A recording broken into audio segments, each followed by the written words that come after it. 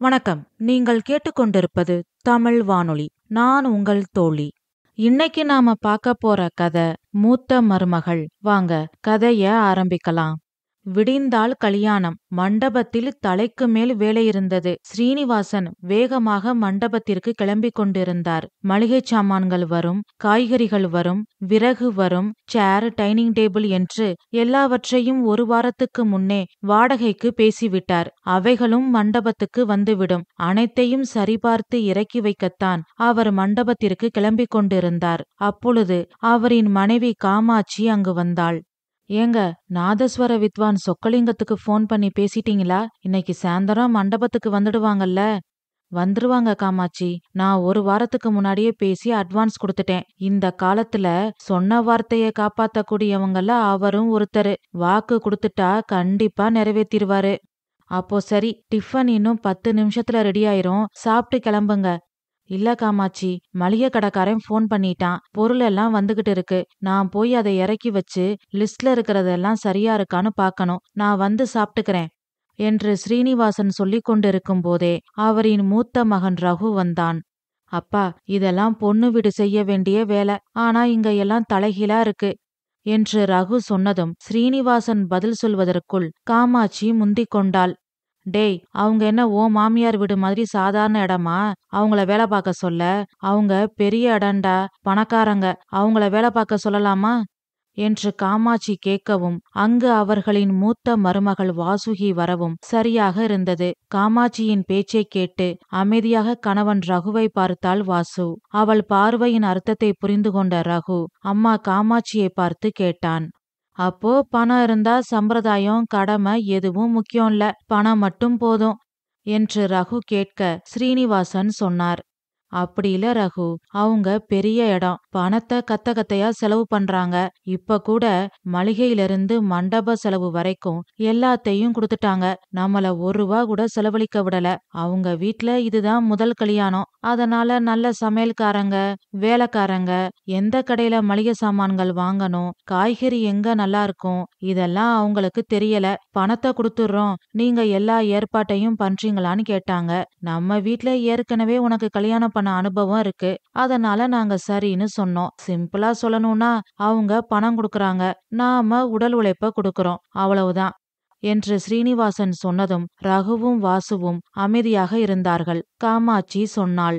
ஏங்க, 10 நிமிஷத்துல சாப்பாடு ரெடி ஆயிடும்னு சொன்னதுக்கு நேரம் ஆச்சுன்னு சொன்னீங்க. இப்போ இவனுக்கு விளக்கம் கொடுத்துக்கிட்டு இருக்கீங்க என்று காமாட்சி கேட்டதும் ரகு கோபமாக அம்மாவை பார்த்தான். காமாட்சி மேலும் சொன்னாள். என்னடா பாக்குற? உன் மாமியார் வீடு மாதிரி இல்ல அந்த குடும்பம். அவங்கள குறை சொல்ல இங்க யாருக்குமே தகுதி இல்ல. எங்களுக்கு எல்லா தகுதியும் இருக்கு. இந்த வீட்டுக்கு நானும் சம்பாதிச்சு கொண்டு வந்து தரேன். வாசுவும் இந்த வீட்ல மாடு மாதிரி உழைக்கிறா. எங்களுக்கும் கேள்வி கேட்க, பேச எல்லாத்துக்கும் ரைட்ஸ் இருக்கு. என்னடா உனக்கு ரைட்ஸ் இருக்கு? கூட பிறந்த தம்பிக்கு நல்ல இடத்துல சம்பந்தம் வந்ததை பார்த்து உனக்கு பொறாம. உன்னை விட அவனுக்கு எல்லாம் அதிகமா கிடைக்குதுன்ற வைத்தறிச்சல். நான் உன்னை இப்படி வளர்க்கலையே. எல்லாம் தலையண மந்திரம் பண்ற வேலை. அம்மா, மந்திரமும் இல்ல, மாயமும் இல்ல, எல்லாம் உன்னாலதான். என்னாலயா? நான் என்னடா பண்ணேன்? ஆட்டை கடிச்சு மாட்டை கடிச்சு கடைசியில மனுஷனை கடிச்ச கதையா இருக்கே. அங்க சுத்தி இங்க சுத்தி கடைசியில என்கிட்ட வந்தாச்சா? பாத்தீங்களாங்க உங்க மூத்த மகன் என்ன சொல்றான்னு? அவன் உனக்கும்தான் மூத்த மகன். என்னவோ உனக்கு சம்பந்தமே இல்லாத மாதிரி, எனக்கு மட்டும்தான் சம்பந்தன்ற மாதிரி பேசுற என்று சொல்லி காமாட்சியை பார்த்து சிரிக்க, என்று சொல்லி காமாட்சி தாடையை தோள்பட்டையில் இடித்துக்கொண்டு, இதுக்கு ஒன்னும் குறைச்சல் இல்ல என்றாள். ரகுவும் வாசுவும் ஒருவரை ஒருவர் பார்த்து மெலிதாக புன்னகைத்தார்கள். எவ்வளவு பெரிய தர்ம சங்கடமான சூழ்நிலையையும் இக்கட்டான பிரச்சனைகளையும் தனது பேச்சு திறமையால் திசை மாற்றி அனைவர் முகத்திலும் சிரிப்பை வரவைத்து விடுவார் ஸ்ரீனிவாசன். அவர் ஒருவருக்காகத்தான் ரகுவும் வாசுவும் இன்னும் அந்த வீட்டில் இருக்கிறார்கள். பெற்ற அப்பா முகம் கூட வாசுவிற்கு ஞாபகமில்லை. வார்த்தைக்கு வார்த்தை மாமா மாமா என்று 1000 முறை அவரை அழைத்தாலும் அவள் மனதில் அவர் என்றுமே அவளுக்கு அப்பாதான். எல்லோரு முகத்திலும் சிரிப்பை பார்த்த சந்தோஷத்தில் ஸ்ரீனிவாசன் சொன்னார். எல்லாரும் எப்பவும் சந்தோஷமா சிரிச்சுக்கிட்டே இருக்கணும். அப்பதானே கல்யாண வீடு களைகட்டும். எல்லாரும் அவங்கவுங்க வேலையில ரொம்ப பிஸியா இருக்கும். அப்பப்போ சொந்த பந்தங்களை பார்த்து சிரிச்சு பேசத்தானே இந்த மாதிரி கல்யாணம், சீமந்தம், காதுகுத்து, திருவிழா பண்டிகை எல்லாம் இப்பவும் எப்பவும் போல சிடுசிடுன்னு சண்டை போட்டுக்கிட்டு இருந்தா நல்லாவா இருக்கும்? எல்லாரும் கவனமா கேட்டுக்கோங்க. இது நம்ம ரவியோட கல்யாணம். அவன் சந்தோஷம்தான் நமக்கு முக்கியம். அவனுக்கு அந்த பொண்ணு பானுமதிய ரொம்ப பிடிச்சு போச்சு. பானுவோட குடும்பம் பெரிய பணக்கார குடும்பம். அவங்கள விட நாம எல்லா விதத்திலும் வசதிதான், அந்தஸ்த தவிர. ஆனா இங்க எல்லாரும் அந்தஸ்த தான் பெருசா பாக்குறாங்க. அதனால நாம கொஞ்சம் அனுசரிச்சுதான் போகணும். ஏன்னா இது நம்ம ரவியோட வாழ்க்கை. அத புரிஞ்சுக்கிட்டு நடந்துக்கங்க. நான் மண்டபத்துக்கு கிளம்புறேன் என்று ஸ்ரீனிவாசன் சொன்னதும் அதுவரை அமைதியாக இருந்த வாசு சொன்னாள். கவலைப்படாதீங்க மாமா, இந்த கல்யாணம் நல்லபடியா நடக்கும். ரவி தம்பியோட வாழ்க்கை அருமையா இருக்கும். எங்களால எந்த பிரச்சனையும் வராது என்று வாசு சொன்னதும் காமாட்சி கேட்டாள். அப்போ என்னால வரும்னு சொல்றியா? இல்ல அத்த, என்னால பிரச்சனை வராதுன்னு சொல்லலையே, எங்களால வராதுன்னு உங்களையும் சேர்த்துத்தான் சொன்னேன். நான் யாரையும் எப்பவும் பிரிச்சு பார்த்ததில்ல அத்த. அப்போ நான் பிரிச்சு பாக்குறேன்னு சொல்ற என்று காமாட்சி எதிர்கேள்வி கேட்க ஸ்ரீனிவாசன் சொன்னார். என்ன காமாட்சி, நீ இப்போதானே சொன்னேன் எல்லாரும் ஒத்துமையா சந்தோஷமா இருக்கணும்னு. இப்படி வாசு பேசுற எல்லாத்துக்கும் ஒரு குதர்க்கமான அர்த்தத்தை கண்டுபிடிச்சுக்கிட்டே இருந்தா எப்படி? உனக்கு ரவி கல்யாணம் நல்லபடியா நடக்கணும்னு ஆசை இருந்தா அமைதியா போய் வேலைய பாரு என்று ஸ்ரீனிவாசன் சொன்னதும் வாசுவையும் ரகுவையும் முறைத்துவிட்டு காமாட்சி உள்ளே சென்று விட்டாள். பின் ஸ்ரீனிவாசனை பார்த்து ரகு சொன்னான். பாத்தீங்களாப்பா அம்மா எப்படியெல்லாம் பேசுறாங்கன்னு? விடுப்பா, அவ பேசுனத நீங்க 2 பேரும் மனசுல வச்சுக்காதீங்க. நாம நல்லபடியா கல்யாணத்தை முடிப்போம் என்று சொல்லிக்கொண்டே கண்களால் மன்னிப்பு கேட்கும் தோரணையில் வாசுவை பார்த்தார் ஸ்ரீனிவாசன். பரவாயில்ல மாமா, நமக்கு ரவி தம்பி கல்யாணம்தான் முக்கியம். நீங்க மண்டபத்துக்கு கிளம்புங்க மாமா, நான் டிஃபன் ரெடியானதும் அங்க எடுத்துட்டு வரேன் என்று வாசு சொன்னதும் அவள் தலையில் கை வைத்து, நீ குணவதிமா, ஓ மனசுக்கு நீங்க 2 பேரும் நல்லா இருப்பீங்க என்று சொல்லிவிட்டு மண்டபத்துக்கு கிளம்பினார் ஸ்ரீனிவாசன். சரி வாசு, எனக்கும் கல்யாண வேலைகள் இருக்கு. மண்டப டெக்கரேஷனுக்கு ஆள் வர சொல்லியிருக்கேன். இப்பதான் போன் பண்ணாங்க.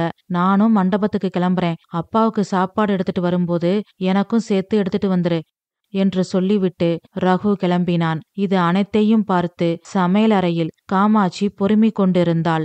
வாசு சமையலறைக்குள் வந்தாள். வேலைகளை பார்க்க ஆரம்பித்தாள். காமாட்சிக்கு போன் வந்தது.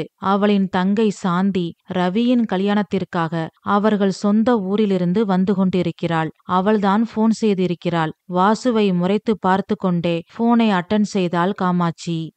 சாந்தி, எங்க இருக்க? எப்போ வர? வந்துகிட்டே இருக்கோம். கல்யாண வேலைகள் எல்லாம் எப்படி போகுது? போகுது. ஒரு ஆளா கஷ்டப்படுறேன். கூட பிறந்தவன்னு ஒருத்தி இருக்க. முன்னாடி வந்து கொஞ்சம் கூட மாட ஒத்தாசையா இருக்க கூடாதா? அதுக்காகத்தானே வந்துகிட்டு இருக்கோம். ஆமா, அது என்ன ஒரு ஆளா கஷ்டப்படுறேன்னு சொல்ற? ஓ மூத்த மருமக இல்லையா? இருக்கா இருக்கா. ஆனா என்ன பிரயோஜனம்? நல்ல மனசு இல்லையே. நல்ல மனசோட செஞ்சாத்தானே நல்லது நடக்கும். நீ என்ன சொல்ற? எனக்கு ஒண்ணுமே புரியலையே.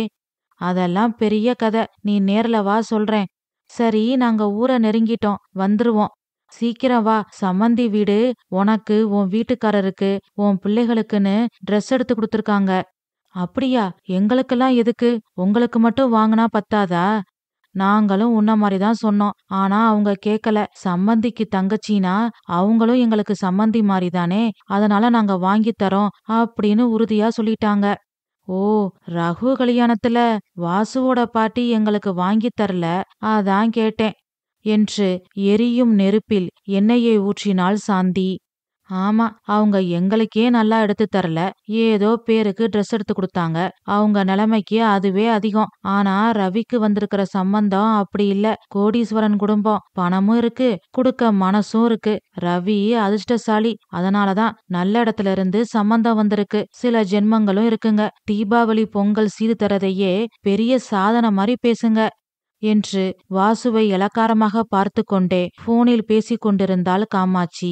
அனைத்தையும் கேட்டுக்கொண்டு அமைதியாக வேலைகளை பார்த்தாள் வாசு. போன் பேசிக்கொண்டே சமையல் அறையிலிருந்து சென்றாள் காமாட்சி. அடுப்பில் உலை கொதித்து கொண்டிருந்தது. கொதித்தது உலை மட்டுமல்ல, வாசுவின் உள்ளமும் தான். காமாட்சி பேசிய ஒவ்வொரு பேச்சும் வாசுவின் உள்ளத்தை வாட்டி வதைத்தது. கத்தியின்றி ரத்தமின்றி உள்ளத்தை ரணமாக்கி கண்களை குளமாக்கும் சக்தி நாக்கிற்கு மட்டும்தான் உண்டு. பிறந்த வீட்டை கேவலப்படுத்தி பேசினால் எந்த பெண்தான் பொறுத்து கொள்வாள்? வாசுவின் உள்ளம் கொதித்தது.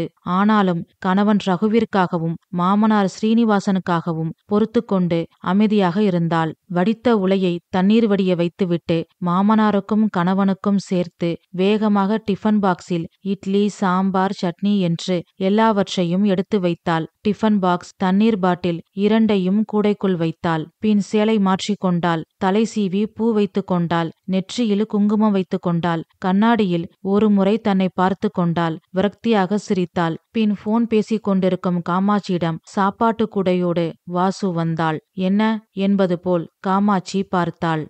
அத்தை, நான் மண்டபத்துக்கு போய் மாமாவுக்கும் அவருக்கும் சாப்பாடு கொடுத்துட்டு வரேன். அதெல்லாம் ஒன்னும் வேண்டாம், அவங்க இங்க வந்து சாப்பிடுவாங்க. இல்ல அத்தை, மாமா மாத்திரை சாப்பிடணும். நான் போய் சாப்பிட வச்சு மாத்திரையும் கொடுத்துட்டு வரேன். மாமா மண்டபத்துக்கு கிளம்பும் போதே சாப்பாடு கொண்டு வரேன்னு சொல்லிட்டேன். உங்க மகனும் மண்டபத்துக்கு சாப்பாடு எடுத்துட்டு வர சொல்லிட்டாரு. அது சரி, என் பேச்சுக்கு இங்க என்ன மரியாதை இருக்கு? போ போ. அதான் மாமனாரு, மருமக, மகன் எல்லாரும் சேர்ந்து முடிவெடுத்தாச்சுல, அப்புறம் எதுக்கு என்கிட்ட அனுமதி என்று கேட்டுவிட்டு மீண்டும் போன் பேச ஆரம்பித்து விட்டாள் காமாட்சி. சாந்தி, இந்த வீட்ல எனக்கு மரியாதையே இல்ல. என் 2வது மருமக பானு வரட்டும், அவதான் என் பேச்சுக்கு மதிப்பும் மரியாதையும் கொடுப்பா என்று காமாட்சி போனில் சாந்தியிடம் சொல்லிக் கொண்டிருந்தாள். மெலிதாக புன்னகைத்துவிட்டு வாசு அங்கிருந்து கிளம்பினாள். மண்டபத்துக்கு வந்தாள். மெட்டி சத்தம் கேட்டு ஸ்ரீனிவாசனும் ரகுவும் திரும்பி பார்த்தார்கள். மஞ்சள் நிறத்தில் சேலை, அதற்கு எடுப்பாக பச்சை நிறத்தில் ஜாக்கெட், எளிமையான ஜடை பின்னல், அதில் முல்லைப்பூச்சரம், நெற்றி வகுட்டில் குங்குமம், கையில் சாப்பாட்டு கூடையுடன் வந்தாள் வாசு. மகாலட்சுமியும் அன்னபூரணியும் ஒன்றாக இணைந்து வருவது போல் இருந்தது. தங்கமான குணம் உள்ள வாசு. ஆனா கொஞ்ச நாளாவே அவ படுற அவஸ்தைகள் கொஞ்சம் நஞ்சம் இல்ல என்று வாசுவை பரிதாபமாக பார்த்தான் ரகு. எந்த கோவில்ல என்ன தவம் செஞ்சனோ தெரியல, வாசு எனக்கு மருமகளா கிடைச்சிருக்கா. இவ உள்ள நோகாம பாத்துக்க ஒவ்வொரு நாளும் முயற்சி பண்றேன். ஆனா தோத்துக்கிட்டே இருக்கேன். என்னைக்கு ஜெயிக்க போறனோ என்று வாசுவை பார்த்து யோசித்து கொண்டே பெருமூச்சு விட்டார் ஸ்ரீனிவாசன். வாசு சிரித்து கொண்டே வந்தாள். வாங்க 2 பேரும், சாப்பாடு ஆறி போயிரும், சீக்கிரம் சாப்பிடுங்க, அப்புறம் வேலைய பார்க்கலாம். உனக்கு எதுக்குமா சிரமம்? இதுல என்ன இருக்கு மாமா? எனக்கு எந்த சிரமமும் இல்ல. உங்களுக்கு மாத்திரையும் எடுத்துட்டு வந்திருக்கேன். சாப்பிட்டு மறந்துடாம மாத்திரைய போடுங்க மாமா. என் அம்மா மாதிரியே இருக்கம்மா. நான் படிக்கிற காலத்துல இப்படிதான் எங்க அம்மா நேரம் தவறாம சாப்பாடு கொண்டு வந்து ஊட்டி விடுவாங்க. சாப்பிட்டு படிப்பான்னு சொல்லுவாங்க.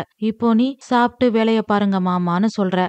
எங்க அம்மாதான் ஓ ரூபத்துல எனக்கு மருமகளா வந்திருக்காங்க என்று சொல்லி கடைக்கண்ணில் வடிந்த கண்ணீரை துடைத்து கொண்டு எழுந்தார் ஸ்ரீனிவாசன். வாசுவை பெருமிதத்தோடு பார்த்து கொண்டிருந்தான் ரகு. பின் இருவரும் கை கழுவி விட்டு சாப்பிட வந்தார்கள். வாசு பரிமாறினாள். இருவரும் சாப்பிட ஆரம்பித்தார்கள். அப்பொழுது ரகு கேட்டான், ரவி வந்துட்டானா? இல்லைங்க, அவரோட ஃப்ரெண்ட்ஸ் எல்லாருக்கும் பெரிய ஹோட்டல்ல ரூம் புக் பண்ணிருக்காரு. அவரோட ஃப்ரெண்ட்ஸ் எல்லாரையும் அங்க தங்க வச்சிட்டு வரேன்னு சொல்லிட்டு காலையில கிளம்பி போனாரு. இன்னும் வரல. பெரிய ஹோட்டல்ல ரூம் அவசியமா? எவ்வளவு செலவாகும் தெரியுமா? விடுப்பா, நமக்கென்ன, அவனோட மாமனாரு செலவு பண்றாரு, இவன் அனுபவிக்கிறான் என்று ஸ்ரீனிவாசன் சொல்லிக் கொண்டிருக்கும் போது மளிகை கடை பொருட்கள் வந்துவிட்டது. வாசு சொன்னாள், நீங்க சாப்பிடுங்க, நான் பொருளை சரி பார்க்கறேன் என்று சொல்லிவிட்டு லிஸ்டை எடுத்துக்கொண்டு சென்றாள். அனைத்தையும் சரிபார்த்து ஸ்டோர் ரூமில் அடுக்கி வைத்தாள். வாசுவும் ஸ்ரீனிவாசனும் சாப்பிட்டு முடித்தார்கள். மண்டபம் டெக்கரேஷன்ஸ், வெளியில் அலங்காரம் என்று வேலை பார்க்கும் ஆட்களை ரகு மேற்பார்வை பார்க்க ஆரம்பித்தான். விறகு வந்து இறங்கியது. அதே சமயம் காய்கறிகளும் வந்து இறங்கியது. வாசு காய்கறிகளை சரிபார்த்து சமையலறையில் வைத்தாள். சமையலறைக்கு வெளியில் விறகை இறக்கி வைத்துக் கொண்டிருந்தார் ஸ்ரீனிவாசன். பின் டேபிள், சேர் என்று எல்லாம் வர வாசுவும் கூட இருந்ததால் எல்லா வேலைகளும் கடகடவென்று முடிந்தது. பின் எல்லாவற்றையும் சரிபார்த்துவிட்டு மண்டபத்தில் மணமேடையில் கோலம் போட்டாள் வாசு. பின் எல்லோரும் ஒன்றாக வீட்டிற்கு கிளம்பினார்கள். அங்கு காமாட்சி சமையல் எதுவும் செய்யாமல் நகை புடவைகளை எடுத்து வைத்து கொண்டு இருந்தாள். வீட்டிற்குள் நுழையும் போதே ஸ்ரீனிவாசன் காமாட்சியை கூப்பிட்டு கொண்டே நுழைந்தார். காமாட்சி, காமாட்சி. இதோ வரேன் என்று சொல்லிக்கொண்டே வந்தாள். சாப்பாடு ரெடியா? சரியான வேலை, செம பசி. சாப்பாடு ரெடியாவா? யாரு சமைச்சது? சமைக்க வேண்டிய ஆளுதான் மண்டபத்துக்கு வந்தாச்சே. வாசு மண்டபத்துக்கு வந்தா என்ன? நீ சமைக்க வேண்டியதானே? நான் என்ன இங்க சும்மாவா இருக்கேன்? சாந்தி ஃபோன் பண்ணியிருந்தா. அவங்களுக்கு கொடுக்க வேண்டிய ட்ரெஸ் எல்லாம் எடுத்து வச்சேன். சாயந்தரம் மண்டபத்துக்கு போறதுக்கெல்லாம் எடுத்து வச்சேன். என்னவோ சும்மா உட்கார்ந்துருக்கிற மாதிரி பேசிக்கிட்டு இருக்கீங்க. இங்க இவ்வளவு வேலை இருக்கு. உங்க அருமை மருமக சாப்பாட்டு கூடைய தூக்கிட்டு அங்க வந்துட்டா. வந்தா என்ன? நான் மாத்திரை சாப்பிடணுன்ற அக்கறையோட சாப்பாட்டு கூடைய எடுத்துக்கிட்டு மாத்திரையும் எடுத்துக்கிட்டு வந்தா. வந்தவ சும்மா இல்ல, கூட மாட எல்லா வேலையும் பார்த்தா. எல்லா லிஸ்டையும் சரி பார்த்து வாங்கி வச்சா. மேடையில கோலம் போட்டா. அவ ஒன்னும் அங்க சும்மா உட்கார்ந்திருக்கல.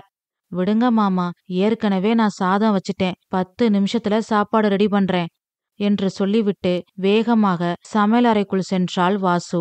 ரகு அம்மாவை முறைத்துவிட்டு அவனின் அறைக்கு சென்றான். காமாட்சியை பார்க்க பிடிக்காமல் ஸ்ரீனிவாசன் முகத்தை திருப்பிக் கொண்டார். காமாட்சியும் வெடுக்கென்று வேகமாக உள்ளே சென்றாள். வாசு சமையலறையில் பம்பரமாக சுழன்று வேலை பார்த்து கொண்டு இருந்தாள்.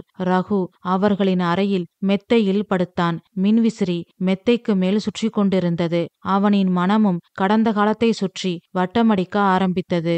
ஸ்ரீனிவாசன் அரசாங்க அலுவலகத்தில் வேலை பார்த்து ஓய்வு பெற்றவர். அவரின் மனைவி காமாட்சி இல்லத்தரசி. குடும்பம், கணவன், பிள்ளைகள் இதை தவிர வேறு எதையும் சிந்திக்க தெரியாதவள். மூத்தவன் ரகு ஒரு தனியார் கம்பெனியில் கை நிறைய சம்பளத்தோடு வேலை பார்க்கிறான். அடுத்தவன் ரவி இன்ஜினியரிங் முடித்து கேம்பஸ் இன்டர்வியூவில் தேர்வாகி ஒரு நல்ல கம்பெனியில் நல்ல சம்பளத்தில் வேலை பார்க்கிறான். ரகு வேலைக்கு சேர்ந்த 5 வருடம் ஆனதும் காமாட்சியின் புலம்பல் அதிகரித்து விட்டது.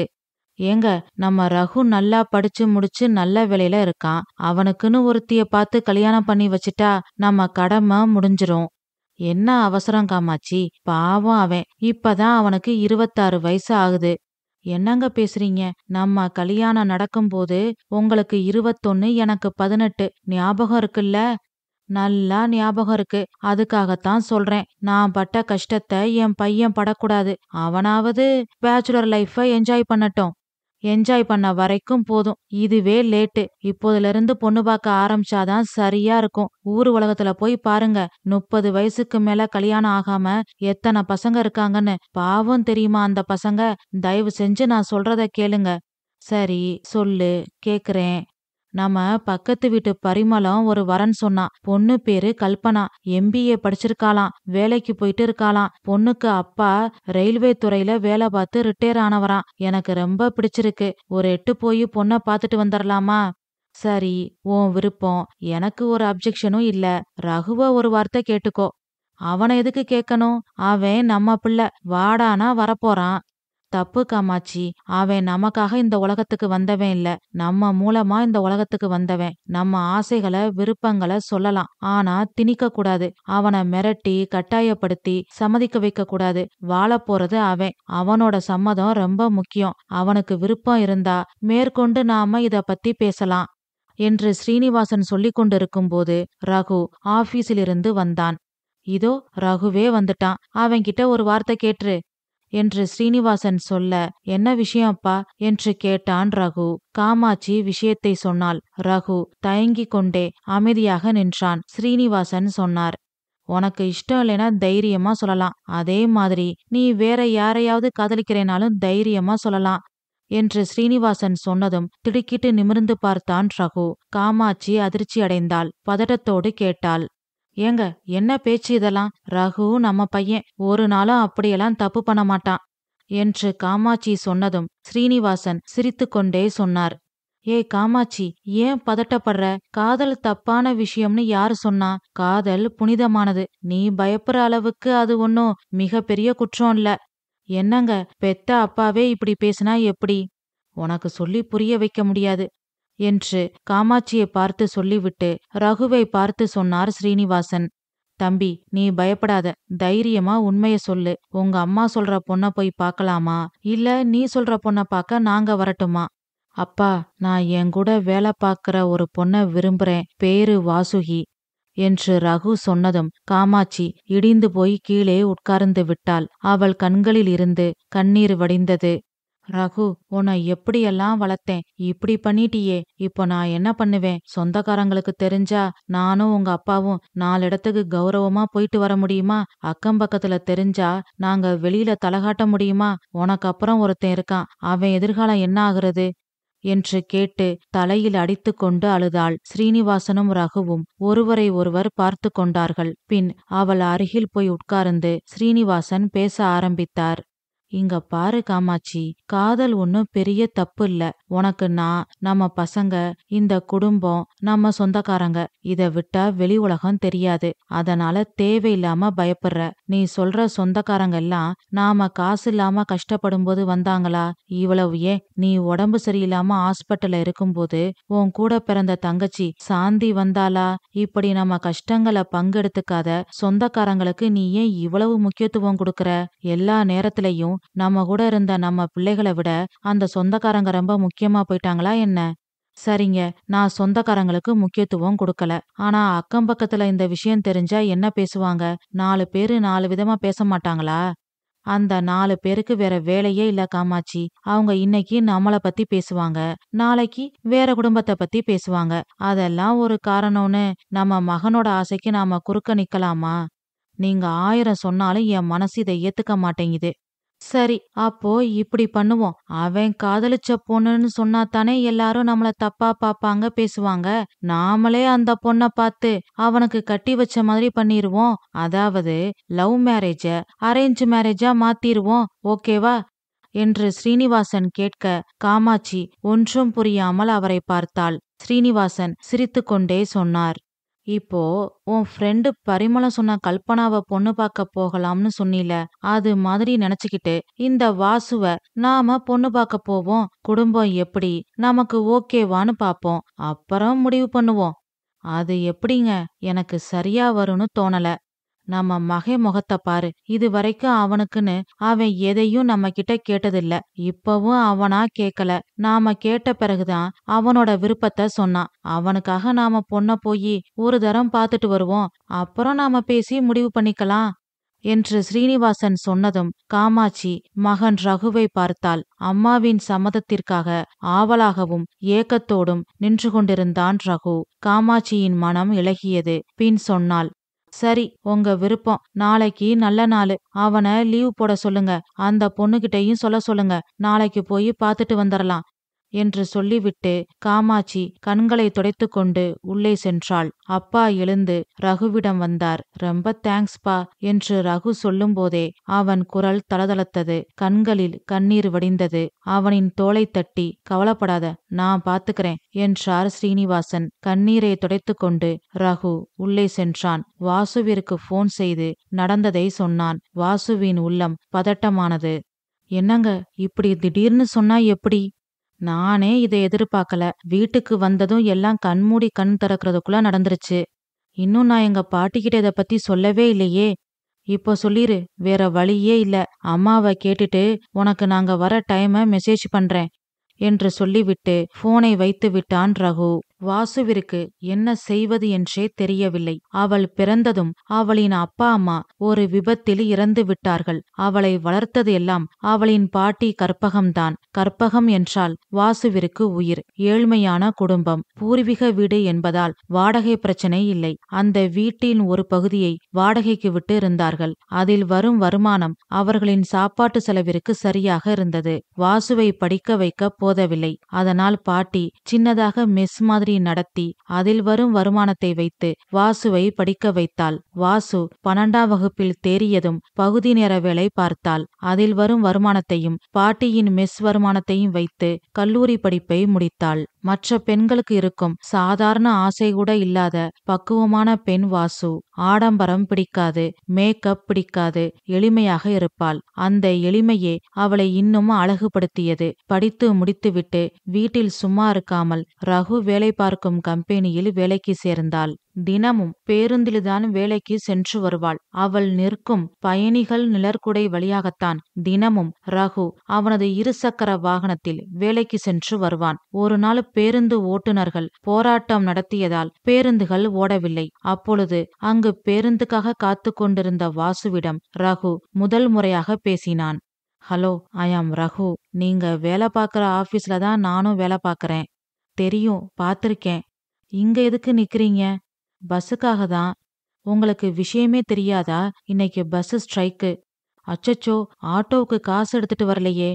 பதட்டப்படாதீங்க, என் கூட வாங்க, நானும் ஆபீஸுக்கு தான் போறேன் என்று ரகு சொன்னதும் வாசு தயங்கினாள். அவளின் தயக்கத்தை புரிந்து கொண்ட ரகு சிரித்துக்கொண்டே சொன்னான், என் மேல நம்பிக்கை இருந்தா என் கூட வாங்க, இல்லைனா ஆட்டோவுக்கு காசு தரேன், நீங்க நாளைக்கு திருப்பி கொடுங்க என்று ரகு சொன்னதும் சரி போகலாம் என்று வாசு சிரித்துக்கொண்டே சொன்னாள். உடனே ரகு அவனின் பைக்கை ஸ்டார்ட் செய்தான். வாசு அவன் பின்னால் ஏறிக்கொண்டாள். அவன் மேல் கைப்படாமல் வண்டியை இறுக பிடித்து கொண்டு வந்தாள். அவனுக்கும் அவளுக்கும் இடையில் ஒரு பெரிய இடைவெளி விட்டு உட்கார்ந்திருந்தாள். அனைத்தையும் பார்த்த ரகு மெலிதாக புன்னகைத்து கொண்டே வண்டியை ஓட்டினான். ஸ்பீட் பிரேக்கரில் பார்த்து மெதுவாக ஓட்டினான். இதனை வாசுவும் கவனித்தாள். இருவரும் ஆபீஸ் வந்து சேர்ந்தார்கள். ரொம்ப தேங்க்ஸ் சார். பரவாயில்ல, இதுல என்ன இருக்கு? ஆனா எனக்கு தான் ரொம்ப பயமா இருந்துச்சுங்க. எதுக்கு பயம்? ஆமா, எவ்வளவு தள்ளி உட்கார்ந்து வரீங்க, எங்க விழுந்துருவீங்களோன்னு நான் பயந்துகிட்டே உயிரை கையில பிடிச்சுக்கிட்டு வண்டி ஓடிக்கிட்டு வந்தேன் என்று ரகு சொல்ல வாசு வெட்கப்பட்டு கொண்டே சிரித்தாள். பின் அவளின் இருப்பிடத்திற்கு சென்றாள். அதன் பிறகு எங்கு இருவரும் சந்தித்தாலும் இருவரும் சிறு புன்னகை புரிந்தார்கள். பின் அந்த சிரிப்பு பேச்சாக மாறியது. பின் நண்பர்கள் ஆனார்கள். இப்பொழுது காதலர்கள். இப்பொழுது எல்லாம் வாசுவை வேலைக்கு அழைத்து சென்று வருவது ரகுதான். அலுவலகம் முழுக்க அவர்களின் காதல் கதை பிரபலியம். இப்பொழுது இந்த சூழ்நிலையில்தான் ரகுவின் வீட்டில் அவர்கள் காதல் விஷயம் தெரிந்துவிட்டது. நாளைக்கு வாசுவை பெண் பார்க்க வருகிறார்கள். இதனை பாட்டியிடம் சொல்ல வாசு தயங்கி தயங்கி வந்தாள். பாட்டி, உன்கிட்ட ஒரு விஷயம் சொல்லணும். சொல்லுமா. நான் நான் ஒருத்தர. என்ன, காதலிக்கிறியா? பாட்டி, உனக்கு எப்படி தெரியும்? அடியே, நானும் உன் வயச கடந்து வந்தவதான். கொஞ்ச நாளா உன் நடவடிக்கைய நான் கவனிச்சுக்கிட்டு தான் இருக்கேன். தனக்குத்தானே பேசி சிரிக்கிற. அடுப்புல தோசைக்கல்ல வைக்க சொன்னா மாவு சட்டிய தூக்கி வச்சிட்ட. காஃபில சர்க்கரைக்கு பதிலா உப்ப போடுற. அதை விட கொடுமை, அத ரசிச்சு சிரிச்சுக்கிட்டே குடிக்கிற. இதெல்லாம் எதோட விளைவுன்னு எனக்கு தெரியாதா என்று பாட்டி கேட்டதும் வாசு வெட்கப்பட்டாள். பின் ரகுவை பற்றியும் அவன் குடும்பத்தை பற்றியும் நாளைக்கு அவர்கள் பெண் பார்க்க வருவதை பற்றியும் சொன்னாள். பாட்டிக்கு சந்தோஷம் தாங்க முடியவில்லை. வாசுவை கட்டிப்பிடித்து நெற்றியில் முத்தமிட்டாள்.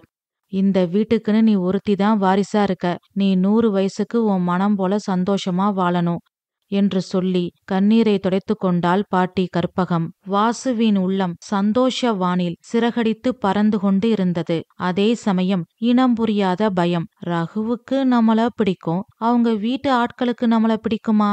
நம்மள ஏத்துப்பாங்களா? வரதட்சணை சீர்வரிசை அதிகமா கேட்டா என்ன பண்றது? இப்படி 1000 எண்ணங்கள் தோன்றி அவளை ஒரு நிலையில் இருக்க விடவில்லை.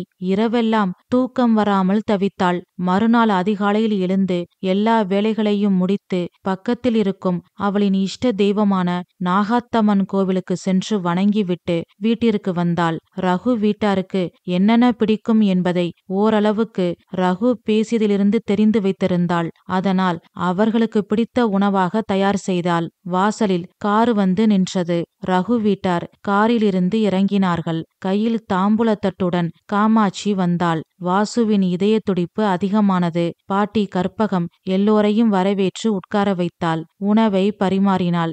எல்லாம் அவர்களுக்கு பிடித்த ஐட்டமாக இருந்தது. ஸ்ரீனிவாசன் கேட்டார், எல்லாம் எங்களுக்கு பிடிச்சதா இருக்கே. அப்படியா? என் பேத்தி வாசுதான் செஞ்சா என்று பாட்டி சொன்னதும் ஸ்ரீனிவாசன் ரகுவை பார்த்தார். முன்னாடியே சொல்லி பக்காவா ரெடி பண்ணி வச்சிருக்கியே, பயங்கரமான ஆளு என்பது போல பார்த்தார். ரகு வெட்கத்தோடு தலைகுனிந்து கொண்டான். பின் வாசுகி வந்தாள். அவளை பார்த்ததும் எல்லோருக்கும் பிடித்து விட்டது. அவளை பிடிக்காதவர் இந்த உலகில் இருக்க முடியாது. அடக்கம் அழகு நிறைந்த மகாலட்சுமி அவள். காமாட்சிக்கும் அவளை பிடித்திருந்தது. இருந்தாலும் வீண் பிடிவாதம் வரட்டு கௌரவம் அவளை ஆட்டி வைத்து கொண்டு இருந்தது. பாட்டி கற்பகம் வாசுவின் அப்பா அம்மாவை பற்றியும் அவர்களின் பொருளாதார சூழ்நிலை குறித்தும் தெளிவாக வெளிப்படையாக உண்மையை சொல்லிவிட்டாள். ஏற்கனவே எதுடா சாக்கு என்று வந்த காமாட்சிக்கு நல்ல சந்தர்ப்பம் கிடைத்துவிட்டது. உடனே வேகமாக எழுந்து சொன்னாள், அப்போ சரி, நாங்க வீட்ல பேசிட்டு சொல்றோம். என்று சொல்லிவிட்டு வெளியில் வந்து காரில் ஏறிக்கொண்டாள். ரவி அம்மா காமாட்சி பின்னால் சென்றான். ஏக்கத்தோடு வாசு ஸ்ரீனிவாசனையும் ரகுவையும் பார்த்தாள். ரகு ஒன்றும் சொல்ல முடியாமல் அமைதியாக நின்றான். ஸ்ரீனிவாசன் சொன்னார், கவலைப்படாதம்மா, நீதான் எங்க வீட்டு மூத்த மருமக. இத மாத்த யாராலையும் முடியாது. கூடிய சீக்கிரம் நல்ல தகவலா சொல்றோம் என்று சொல்லிவிட்டு நடந்தார். ரகு அவளை திரும்பி திரும்பி பார்த்து கொண்டு சென்றான். வீட்டிற்கு சென்றதும் ரகு மனம் உடைந்து போய் உட்கார்ந்திருந்தான். யாரும் எதுவும் பேசவில்லை. ரவி வெளியில் சென்று விட்டான். ரகுவின் மனம் ஒரு நிலையில் இல்லை. அதனால் கோவில் நோக்கி நடக்க ஆரம்பித்தான். கோவிலுக்கு சென்று பகவானை மனமுருக பிரார்த்தனை செய்துவிட்டு கோவில் பிரகாரத்தில் கண்மூடி உட்கார்ந்திருந்தான். இங்கு காமாட்சி ஸ்ரீனிவாசனிடம் புலம்ப ஆரம்பித்தாள். எனக்கு அப்பவே தெரியும் இந்த காதல் கன்றாவியெல்லாம் சரிப்பட்டு வராதுன்னு. இப்ப பாத்தீங்களா, நான் நினைச்ச மாதிரியே நடந்துருச்சு. ஏன் இப்ப என்னாச்சு? அந்த பொண்ணுக்கு என்ன குறை? அவளுக்கு ஒரு குறையும் இல்ல. ஆனா கையில 10 காசு இல்ல. எப்படி கல்யாணம் பண்ணுவாங்க? ஏன் நாம இல்ல, நாம பண்ணுவோம். நல்லா இருக்கே இந்த கதை. இப்படி ஒரு அநியாயம் எங்கேயாவது நடக்குமா? ஏன் இதுல என்ன அநியாயம்? பொண்ணு வீட்டுக்காரங்க சீர் கொடுத்து கல்யாணம் பண்ணி வச்சு பொண்ண புகுந்த வீட்டுக்கு அனுப்பி வைப்பாங்க. இங்க சீருன்னு ஒரு பைசா கூட வராது. கல்யாண செலவும் நாமளே பண்ணி அந்த மகாராணிய இங்க கூட்டிட்டு வரணுமா? நல்லா இருக்கு உங்க நியாயம். காமாட்சி, புரியாம பேசாத. நம்ம கிட்ட இல்லாத பணமா? நல்ல குணமான பொண்ணுதான் நமக்கு மருமகளா வரணும். அப்பதான் குடும்பம் உடையாம பாத்துப்பா. பணத்தோட வரவ நம்மள மதிக்க மாட்டா. குணத்தோட வரவதான் நம்மள கடைசி வரைக்கும் பாத்துப்பா. போதும் உங்க விளக்க உரை. நீங்க பேசாம கோவில் கோவிலா போய் சொற்பொழிவு ஆற்றுங்க. இந்த காலத்துல வாழ்றதுக்கு குணம் மட்டும் இருந்தா போதாது, பணமும் வேணும். பணம் உள்ளவன் தெய்வத்துக்கு சமம். அதனாலதான் கோடி ரூபாய் வச்சிருக்கிறவரை கோடீஸ்வரர்னு ஈஸ்வரனுக்கு சமமா சொல்றோம் என்று சொல்லிவிட்டு காமாட்சி உள்ளே சென்றாள். ஸ்ரீனிவாசன் அமைதியாக சோஃபாவில் சாய்ந்து உட்கார்ந்தார். 2 நாட்கள் சென்றது. யாரும் யாருடனும் பேசவில்லை. வீடே அமைதியாக இருந்தது. இந்த இறுக்கமான சூழ்நிலை ஸ்ரீனிவாசனுக்கு பிடிக்கவில்லை. ரவி கல்லூரிக்கு கிளம்பினான். ரகு வேலைக்கு சென்றதும் ஸ்ரீனிவாசன் காமாட்சியிடம் பேச ஆரம்பித்தார். இங்க பாரு காமாட்சி, நமக்கு கல்யாணம் ஆன இத்தனை வருஷத்துல நமக்குள்ள கருத்து வேறுபாடு வந்ததில்ல. அதுக்கு நாம இடம் கொடுத்ததும் இல்ல. உனக்காக நானும் எனக்காக நீயும் நிறைய விஷயங்களை மாத்திக்கிட்டு இருக்கோம். இப்போ நான் சொல்றத கொஞ்சம் பொறுமையா கேளு என்று ஸ்ரீனிவாசன் சொல்ல ஆரம்பித்ததும் பீடிக பலமா இருக்கே என்பது போல அவரை பார்த்தாள் காமாட்சி. ஸ்ரீனிவாசன் மேலும் சொன்னார், நம்ம பையன் ரகுவுக்கு அந்த பொண்ணு வாசுவ ரொம்ப பிடிச்சிருக்கு. அவளை தவிர வேற எந்த பொண்ண நாம சொன்னாலும் அவன் சம்மதிக்க மாட்டான். அதுக்காக அந்த பொண்ணை கூட்டிக்கிட்டு அவன் ஓடவும் மாட்டான். அதே சமயம் நாம சொல்ற பொண்ணையும் கட்டிக்க மாட்டான். காலம் முழுக்க இப்படி கட்ட பிரம்மச்சாரியா இருப்பான். பெரியவனை வச்சுக்கிட்டு சின்னவனுக்கு கல்யாணம் பண்ண முடியுமா? கடைசியில 2 பேரும் கல்யாணம் ஆகாம சன்னியாசி ஆயிருவாங்க. நம்ம வம்சம் அவ்வளவுதான். என்னங்க, என்ன பயமுறுத்துறீங்களா? பயமுறுத்தல, யதார்த்தத்தை சொல்றேன். நீயே பாத்துக்கிட்டு தானே இருக்க. 2 நாளா இந்த வீட்டோட நிலைமைய. நாம சிரிச்சு பேசி சந்தோஷமா இருந்து 2 நாள் ஆச்சு. நீ இந்த கல்யாணத்துக்கு சம்மதிக்கலைனா அப்புறம் காலம் முழுக்க இந்த வீட்ல சிரிப்பு சத்தமே கேட்காது. அதுக்காக கை நிறைய சம்பாதிக்கிற என் பையனுக்கு ஒண்ணுமில்லாத வீட்ல இருந்து பொண்ணெடுக்க சொல்றீங்களா? நான் ஏற்கனவே சொல்லிட்டேன், பணம் முக்கியம் இல்ல, குணம்தான் முக்கியம்னு. தயவு செஞ்சு பணத்தை பெருசா நினைக்காத. நம்ம மகன் விருப்பத்தை பெருசா நினை என்று ஸ்ரீனிவாசன் சொன்னதும் காமாட்சி பதில் சொல்லாமல் அமைதியாக இருந்தாள். ஸ்ரீனிவாசன் மேலும் பேசினார், அது மட்டும் இல்ல, நீ இப்போ இதுக்கு சம்மதம் சொன்னா ரகுவுக்கு உன் மேல பாசம் கூடும். நாளைக்கே வாசு ஏதாவது சொன்னா கூட உனக்கு ஆதரவா ரகு பேசுவான். அவன் விருப்பத்தை நாம நிறைவேத்தினா காலம் முழுக்க அவன் நம்ம கூட இருப்பான். குடும்பத்தை உடைச்சுக்கிட்டு தனியா போக மாட்டான். எங்க அம்மாதான் இந்த கல்யாணம் நடந்ததுக்கே காரணம்னு உன் மேல முன்னாடிய விட இன்னும் உசுரா இருப்பான். அப்புறம் எப்பவுமே இந்த வீட்டுக்கு நீதான் ராணி, உன் கொடிதான் பறக்கும் என்று காமாட்சியின் வீக் பாயிண்டை டச் பண்ணி பேசினார் ஸ்ரீனிவாசன்.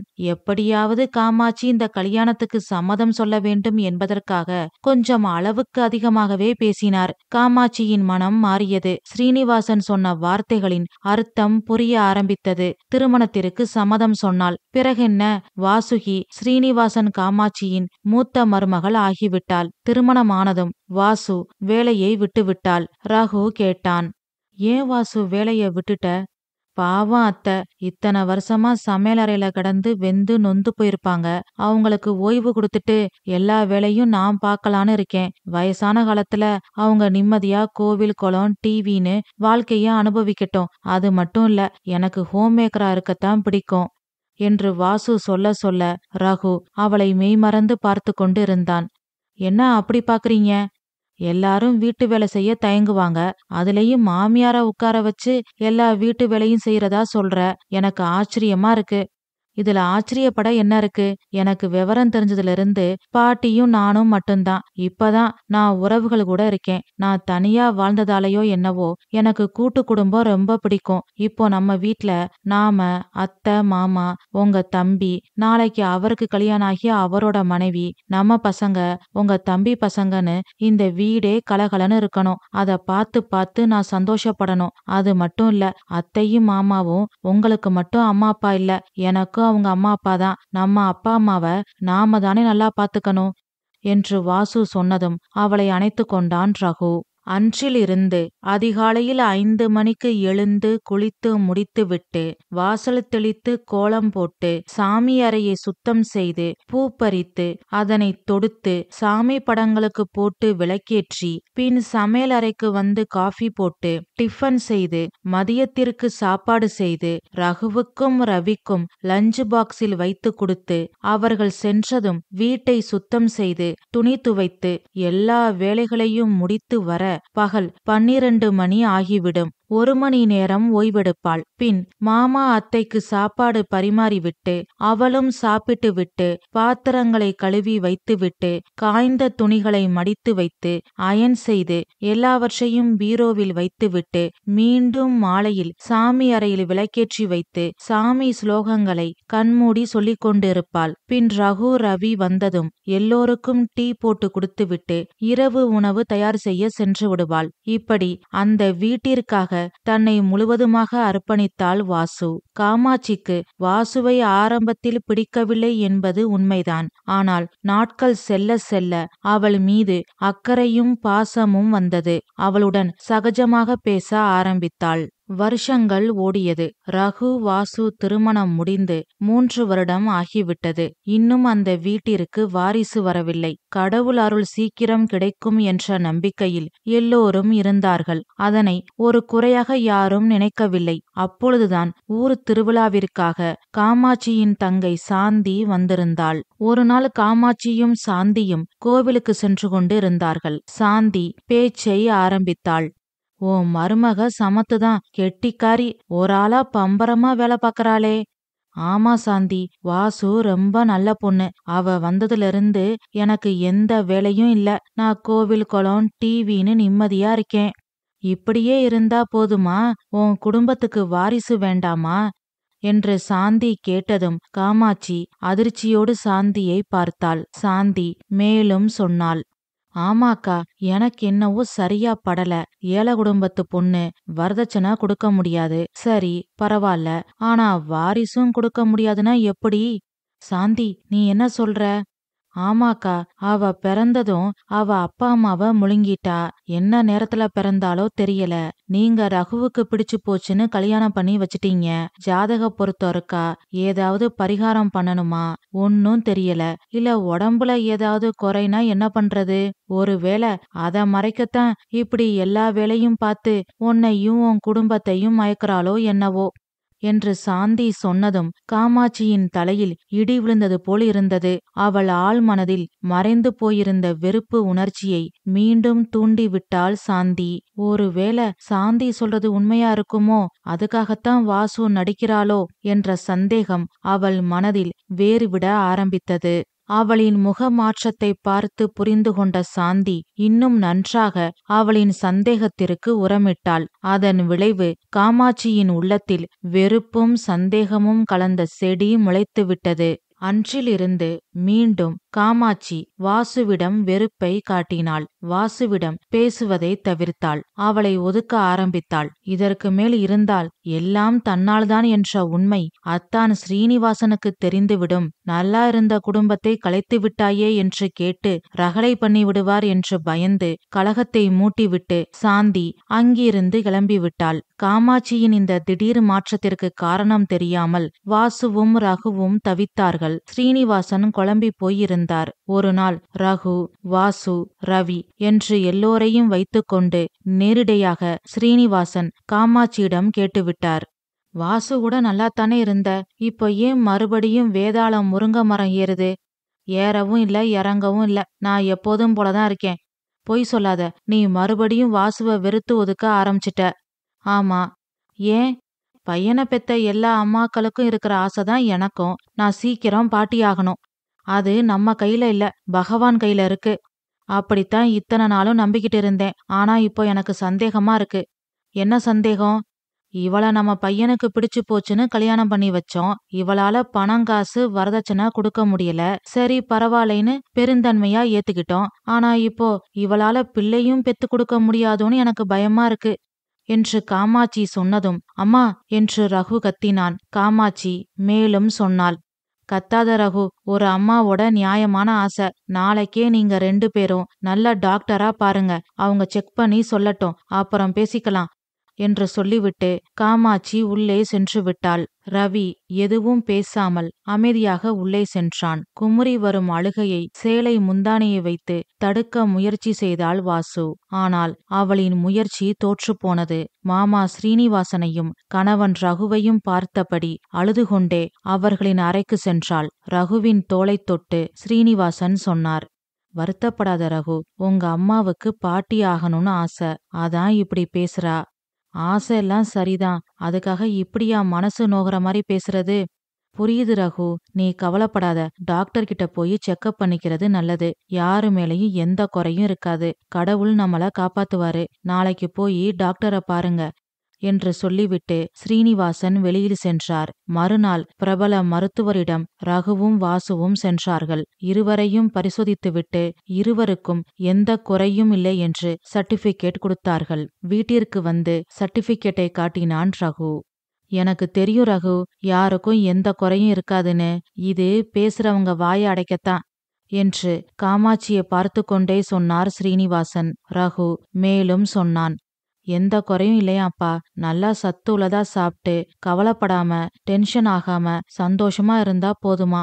ரொம்ப சந்தோஷம் ரகு என்று ரகுவை பார்த்து சொல்லிவிட்டு வாசுவை பார்த்து ஸ்ரீனிவாசன் சொன்னார், அம்மாடி வாசு, நீ கவலைப்படாத. மனுஷங்க கைவிட்டாலும் கடவுள் கைவிட மாட்டாரு. பகவான நம்பு. உன் நல்ல மனசுக்கு எல்லாம் நல்லதா நடக்கும் என்று சொல்லிவிட்டு காமாட்சியை பார்த்தார் ஸ்ரீனிவாசன். காமாட்சி எதுவும் பேசாமல் அமைதியாக உள்ளே சென்றாள். சாந்திக்கு போன் செய்து நடந்ததை சொன்னாள். மறுமுனையில் அவள் என்ன சொன்னாலோ தெரியாது. ஆனால் காமாட்சியின் முகத்தில் கவலை, குழப்பம் அதிகமாக தெரிந்தது. யாரிடமும் எதுவும் பேசாமல் அமைதியாக கோவிலுக்கு சென்றாள். இதற்கெல்லாம் காரணம் சாந்திதான் என்று ஸ்ரீனிவாசன் புரிந்து கொண்டார். சந்தர்ப்பம் வரட்டும் என்று காத்து கொண்டு இருந்தார். நாட்கள் சென்றது. காமாட்சி மாறவில்லை. இன்னும் சொல்லப்போனால் வாசுவிடம் இருந்து மனதளவில் வெகு தூரம் சென்று விட்டாள். எதற்கெடுத்தாலும் அவளை குறை சொல்வது, அவள் செய்யும் செயல்களில் குற்றம் கண்டுபிடிப்பது, அவளின் பிறந்த வீட்டு ஏழ்மையை கேவலப்படுத்தி பேசுவது, அவளுக்கு குழந்தை இல்லாததை குத்தி காட்டுவது என்று ஏதாவது சொல்லி வாசுவின் மனதை நோகடித்து கொண்டிருந்தாள் காமாட்சி. ஒரு நாள் ஸ்ரீனிவாசன் வாசுவிற்கு ஆதரவாக காமாட்சியிடம் சண்டை போட்டார். காமாட்சி, உனக்கு கொஞ்சமாவது அறிவு இருக்கா? பேர குழந்தை வேணும்னு ஆசைப்பட்டா மட்டும் போதாது, அதுக்கான சூழ்நிலைய நாம உருவாக்கி கொடுக்கணும். காலையில இருந்து ராத்திரி படுக்கிற வரைக்கும் மாடு மாதிரி உழைக்கிறா வாசு. அவளுக்கு கொஞ்சம் கூட ரெஸ்டே இல்ல. சும்மா இந்த கதையெல்லாம் விடாதீங்க. கூலி வேலைக்கு போறவங்க வீட்லயும் வேலை பார்த்து கூலி வேலையும் பார்த்து பிள்ளையும் பெத்தெடுக்கிறாங்க. சும்மா இந்த சாக்கு போக்கெல்லாம் இங்க வேண்டாம்.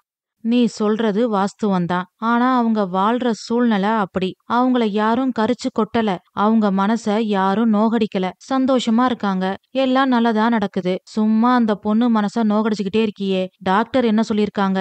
கவலைப்படாம டென்ஷன் ஆகாம சந்தோஷமா இருங்கன்னு சொல்லிருக்காங்க.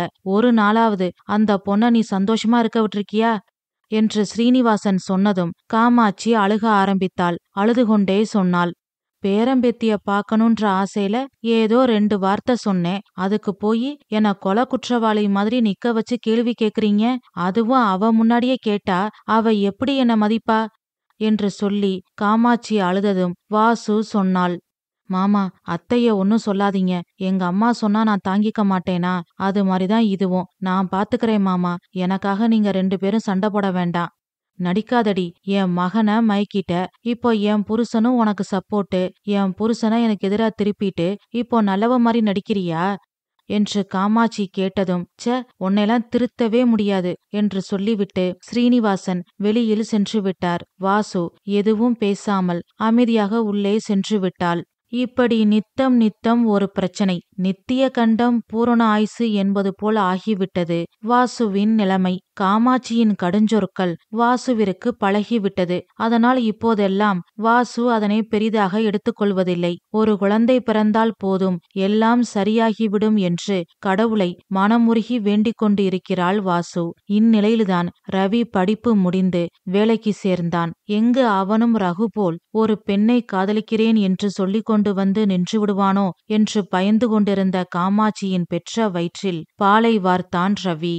ஆம், ரவி வேலை பார்க்கும் கம்பெனியின் முதலாளி அருணாச்சலம் கோடீஸ்வரர். அவரின் ஒரே மகள்தான் பானுமதி. ரவியின் திறமையை பார்த்து தன் மகளை அவனுக்கு கட்டி கொடுக்க அருணாச்சலம் ஆசைப்பட்டார். ஸ்ரீனிவாசன் வீட்டுக்கு நேரில் வந்து பேசினார். பணக்கார சம்பந்தம் என்றதும் காமாட்சிக்கு தலைகால் புரியவில்லை. ஆகாயத்திற்கும் பூமிக்கும் குதித்தாள். ரவிக்கும் பானுவை பிடித்திருந்தது. பிறகு முறைப்படி பெண் பார்க்க சென்றார்கள். நீ வரவேண்டா என்று வாசுவை வீட்டிலேயே இருக்க சொல்லிவிட்டாள் காமாட்சி. ஸ்ரீனிவாசன் எவ்வளவோ சொல்லியும் காமாட்சி கேட்கவில்லை. மனைவி செல்லாத இடத்திற்கு கணவன் எதற்காக செல்ல வேண்டும்? அதனால் ரகுவும் பெண் பார்க்க செல்லவில்லை. ரவியும் காமாட்சியும் கிளம்பிவிட்டார்கள். ரவிக்காக அவர்களுடன் ஸ்ரீனிவாசன் கிளம்பினார். பெண் பார்க்கும் படலம் முடிந்தது. வரதட்சணை சீர்வரிசை என்று அருணாச்சலம் சொன்னதை கேட்டு காமாட்சி மலைத்து போய்விட்டாள். ரவிக்கு பணம் காசை விட பானு உயர்வாக தெரிந்தாள். பானுவின் பித்தனானான். ஆனால் ஸ்ரீனிவாசனுக்கு கொஞ்சம் கூட பிடிக்கவில்லை. இருந்தாலும் மகன் ரவிக்காக பொறுமையாக இருந்தார். பிறகென்ன, முகூர்த்தம் குறிக்கப்பட்டது. அன்றிலிருந்து காமாட்சியின் நடவடிக்கை இன்னும் மோசமானது. இளைய மருமகள் பானுவை உயர்த்தி பேசியும் வாசுவை தாழ்த்தி பேசவும் ஆரம்பித்தாள். வார்த்தைகளால் வாசுவின் உள்ளத்தை குத்தி கிழித்தாள். பலமுறை ஸ்ரீனிவாசன் கண்டித்து விட்டார். நீ இப்படியே செஞ்சுக்கிட்டு இருந்தா வர பொண்ணு மேல வாசுவுக்கு வெறுப்பு வந்துரும். அப்புறம் குடும்பம் உடைஞ்சிரும் என்று எவ்வளவோ சொல்லி பார்த்தார். ஆனால் காமாட்சி கேட்கவில்லை. அவளின் கடுமையான வார்த்தைகள் வாசுவின் உள்ளத்தை தொடர்ந்து ரணமாக்கிக் கொண்டே இருந்தது. தொடர்ந்து காயம்பட்டு அவள் உள்ளம் மரத்து போய்விட்டது. இதோ இப்பொழுது ரவி பானுமதி கல்யாணம் மண்டபம் வரை வந்துவிட்டது. இதுவரை நடந்த அனைத்தையும் நினைத்து பார்த்து கொண்டு வாசுவின் உள்ளம் படும் துயரத்தையும் அவளின் பொறுமையும் நினைத்து ரகு மனசுக்குள் இரத்த கண்ணீர் வடித்து கொண்டு இருந்தான். அப்பொழுது சாப்பாடு ரெடி, வாங்க சாப்பிட என்று வாசு அழைத்தாள். எல்லோரும் சாப்பிட சென்றார்கள். எல்லோருக்கும் வாசு பரிமாறினாள். எல்லோரும் சாப்பிட்டு முடித்தார்கள். வாசு சாப்பிட உட்கார்ந்தாள். அப்பொழுது காமாட்சி சொன்னாள், வாசு, உன்கிட்ட ஒரு விஷயம் சொல்லணும். சொல்லுங்க அத்தை. இன்னைக்கு மண்டபத்துக்கு போனதுல நீ இந்த சடங்கு சம்பிரதாயத்திலிருந்து கொஞ்சம் தள்ளியிரு. வரவங்க ஏதாவது ஒண்ணு கிடக்க ஒண்ணு சொல்லி தேவையில்லாம பிரச்சனை வந்து சம்மந்தி வீட்டுக்கு சங்கடம் ஆயிடக்கூடாது என்று காமாட்சி சொன்னதும் ஸ்ரீனிவாசன் கோபமாக காமாட்சியை முறைத்தார். ரகு கோபத்தோடு அம்மாவை பார்த்தான். இவர்களின் கோபத்தை பார்த்ததும் வாசு வேகமாக முந்திக் கொண்டு சொன்னாள், நானே உங்ககிட்ட சொல்லலான்னு நினைச்சேன். நீங்களே சொல்லிட்டீங்க. மண்டபத்துல என்ன தேடாதீங்க. நீங்களே எல்லாம் பார்த்து பண்ணுங்க அத்தை என்று சொல்லிவிட்டு மாமனாரை பார்த்தாள் வாசு. ஏமா என்பது போல வாசுவை பார்த்தார். பரவாயில்ல மாமா என்பது போல கண்களால் சைகை செய்தாள். ரகுவால் ஒன்றும் பேச முடியவில்லை. துக்கம் தொண்டையை அடைத்தது. மாடிக்கு சென்றான். பின்னாலேயே ஸ்ரீனிவாசனும் சென்றார். காமாட்சி உள்ளே சென்று மண்டபத்திற்கு செல்வதற்கு தேவையான பொருட்களை எடுத்து வைக்க ஆரம்பித்தாள். வாசுவால் சாப்பிட முடியவில்லை. அமைதியாக எழுந்து உள்ளே சென்றாள். மாமனாருக்கும் ரகுவுக்கும் மோர் எடுத்துக்கொண்டு மாடிக்கு சென்றாள். அவளை பார்த்ததும் ஸ்ரீனிவாசன் கேட்டார், ஏமா நீ அப்படி சொன்ன? இந்த வீட்டோட மகாலட்சுமியம்மா நீ. தேங்க்ஸ் மாமா. ஆனா அத்தைக்கு நான் கல்யாணத்துக்கு வரதே பிடிக்கல. இருந்தாலும் உங்களுக்காகவும் அவருக்காகவும் தான் அத்தை பேசாம அமைதியா இருக்காங்க. இதுல 4 பேரு 4 விதமா பேசி எதுக்கு மாமா வீண் சங்கடம்? முதல்ல இந்த மாதிரி பேசுறவங்கள ஒரு வழி பண்ணணும். இது மூட நம்பிக்கை வாசு. மனசு நல்லா இருந்தா யாரு வேணாலும் என்ன வேணாலும் பண்ணலாம். தெரியும் மாமா, நீங்க கோவப்படாதீங்க, எனக்கு புரியுது. ஆனா அத்தை இத நம்புறாங்க. ஒவ்வொருத்தங்களுக்கும் ஒவ்வொரு நம்பிக்கை. அத நாம தப்புன்னு சொல்ல முடியாதுல்ல. அது மட்டும் இல்ல மாமா, எனக்கு வர வர எந்த விசேஷத்துக்கும் போக பிடிக்கல மாமா. எல்லாரும் ஏதாவது நல்ல செய்தி இல்லையா, எப்போ குட்டி ரகுவ பெத்து தரப்போற, இப்படி கேள்வி மேல கேள்வியா கேக்குறாங்க. தப்பே பண்ணாம நானும் இவரும் குற்றவாளி மாதிரி நிக்கிறோம். எங்களுக்கு சங்கடமா இருக்கு மாமா. அதுக்கு நாங்க விலகி இருக்கிறது நல்லது. அதுக்காகத்தான் நான் அப்படி சொன்னனே தவிர அந்த மூட நம்பிக்கையை ஆதரிச்சு நான் அப்படி சொல்லல என்று சொல்லிவிட்டு கண்ணின் ஓரத்தில் வடிந்த கண்ணீரை துடைத்து கொண்டு வாசு கீழே சென்றாள். ரகு அமைதியாக அப்பாவை பார்த்தான். அவன் படும் துயரத்தை பார்க்க முடியாமல் ஸ்ரீனிவாசன் தலைகுனிந்து நின்றார். பின் ரகு கீழே சென்றான். அவன் பின்னால் ஸ்ரீனிவாசனும் கீழே வந்தார். அதன் பிறகு எல்லோரும் மண்டபத்திற்கு சென்றார்கள். ரகுவும் வாசுவும் ஒதுங்கியே இருந்தார்கள். குழந்தை இல்லாததுக்கு நானோ என் மனைவியோ காரணமில்லை. தவறு எங்கள் மேல் இல்லை. எல்லாம் விதியின் தவறு. ஆனால் தண்டனை எங்களுக்கு. அதிலும் என் மனைவிக்கு அதிக தண்டனை. அதனால் அவள் இல்லாத இடத்தில் நான் இருக்க விரும்பவில்லை என்று நினைத்து வைராக்கியமாக வாசுவோடு ரகுவும் ஒதுங்கிக் கொண்டான். ரவி பானுமதி கல்யாணம் முடிந்தது. மண்டபத்திலிருந்து பெண் மாப்பிளையை அழைத்து கொண்டு எல்லோரும் வீட்டிற்கு வந்தார்கள். சாந்தியும் காமாட்சியும் ஆரத்தி எடுத்தார்கள். எல்லா சடங்கு சம்பிரதாயமும் முடிந்தது.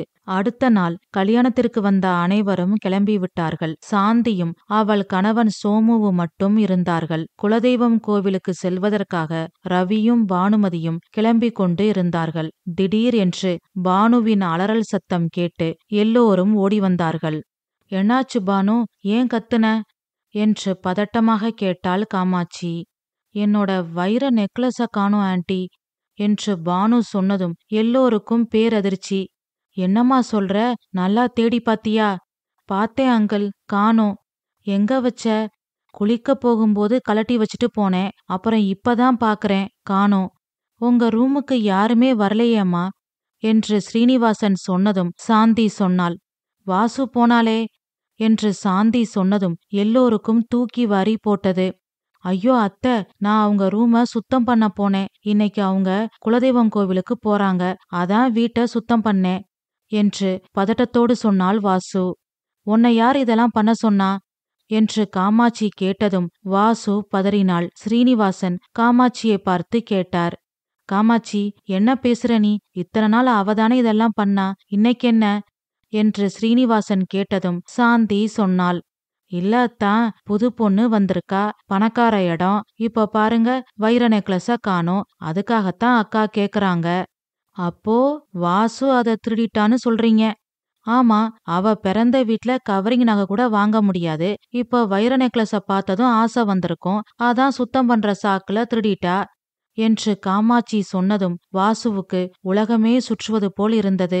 பூமி 2ஆக பிளந்து உள்ளே சென்று விட மாட்டோமா என்று இருந்தது. அம்மா என்று கத்தினான் ரகு. ஸ்ரீனிவாசன் காமாட்சியை அடிக்க கை ஓங்கினார். அதற்குள் சாந்தி முந்திக் கொண்டாள். அத்தா, என்ன இது புது பழக்கம்? சந்தேகம்னு வந்த பிறகு அதை தீர்த்துக்க வேண்டியதானே? இப்பவே வாசு ரூம செக் பண்ண வேண்டியதானே? அடி பாவி, நீ நல்லா இருப்பியா? யார் ரூம யார் செக் பண்றது? தங்கத்தையே என் மருமகளை பார்த்துதான் எடை போடுவாங்க. அப்பேற்பட்ட பத்திரமாத்து தங்கத்தை பார்த்து இப்படி அபாண்டமா பேசுறியே. அவ பிறந்த வீடு ஏழ்மையான குடும்பம். அந்த ஒரு காரணத்துக்காக அவ மேல திருட்டு பட்டம் கட்டுறீங்களே, இது நியாயமா? என்று சொல்லி தலையில் அடித்து கொண்டு ஸ்ரீனிவாசன் அழுதார். ரவியும் பானுவும் வேண்டாம் விட்டுருங்க, இங்கதான் எங்கேயாவது இருக்கும் என்று எவ்வளவோ சொல்லி பார்த்தார்கள். ஆனால் காமாட்சியும் சாந்தியும் கேட்கவில்லை. வாசு ரகுவின் ரூமை அலசினார்கள். எல்லாவற்றையும் களைத்து போட்டார்கள். அங்கு வைர நெக்லஸ் இல்லை. காமாட்சியும் சாந்தியும் தலையை தொங்க போட்டு கொண்டு ஹாலுக்கு வந்தார்கள். அப்பொழுது சாந்தியின் கணவர் சோமு, இருக்கும் இடத்த விட்டு இல்லாத இடத்துல தேடினா எப்படி கிடைக்கும் என்று சொல்லிக்கொண்டே அங்கு வந்தார். சாந்தியின் பேக்கை எடுத்து கொண்டு வந்து கீழே கொட்டினார். உள்ளே இருந்து பானுவின் வைர நெக்லஸ் கீழே வந்து விழுந்தது. எல்லோரும் சாந்தியை எரிப்பது போல் பார்த்தார்கள். வைர நெக்லஸை எடுத்து பானுவிடம் கொடுத்தார் சோமு. பின் சாந்தியை பார்த்து சொன்னார், எனக்கு பொண்ணுங்களை அடிக்கிறது பிடிக்காது, அதனால உன்னை அடிக்கல. நான் தெரியாமத்தான் கேக்குறேன். இந்த வாசு உன்னை அப்படி என்ன பண்ணா? நல்லா இருந்த காமாட்சி மனசுல குழப்பத்தை உண்டாக்கி மாமியார் மருமகளை விரோதிகளாக்கிட்ட. இப்போ இந்த பொண்ணுக்கு திருட்டு பட்டம் வேற. திருடுனது நீ, ஆனா நீ வாசு ரூம செக் பண்ற. நல்லா இருக்குடி உன் நாடகம். இனிமே என்னைக்கும் நான் உன்னோட பேச மாட்டேன், நீயும் என் கூட பேசாத என்று சொல்லிவிட்டு சோமு ஸ்ரீனிவாசனை பார்த்து சொன்னார், அவ பண்ண தப்புக்கு நான் மன்னிப்பு கேட்டுக்கிறேன். இனிமே அவளால உங்களுக்கு எந்த தொந்தரவும் வராது. இனிமே அவ போன் என்கிட்ட தான் இருக்கும். அவ யாருக்கும் போன் பேசி குடும்பத்தை கெடுக்க முடியாது என்று சொல்லிவிட்டு அங்கிருந்து சென்று விட்டார். எல்லாரும் என்ன மன்னிச்சிருங்க என்று சொல்லிவிட்டு அவர்களின் உடைமைகளை எடுத்து வைத்துக்கொண்டு குனிந்ததலை நிமிராமல் சாந்தி அங்கிருந்து சென்றாள். வாசு திக்பிரமை பிடித்தவள் போல் இருந்தாள். ரகு வெறித்து பார்த்து கொண்டு இருந்தான். பின் சுயநினைவு வந்தவனாக வாசுவை அழைத்து கொண்டு அவர்களின் அறைக்கு சென்றான். அவர்களின் உடைமைகளை எடுத்துக்கொண்டு வாசுவை ஒரு கையிலும் பேக்கை ஒரு கையிலும் பிடித்து கொண்டு வெளியில் வந்தான். அப்பாவை பார்த்து சொன்னான், அப்பா, நாங்க வாசுவோட பாட்டி வீட்டுக்கு போறோம். இனிமே அங்கதான் இருப்போம். நல்ல முடிவு ரகு. நீ இந்த முடிவை எடுக்கலைனா நானே இந்த முடிவை எடுத்திருப்பேன். 2 பேரும் நல்லா இருப்பீங்க. கவலைப்படாம போயிட்டு வாங்க என்று ஸ்ரீனிவாசன் சொல்ல காமாட்சி பதட்டமாக கேட்டாள், என்னங்க, அவன்தான் புரியாம சொல்றானா? நீங்களும் அவனுக்கு ஆதரவா பேசுறீங்க.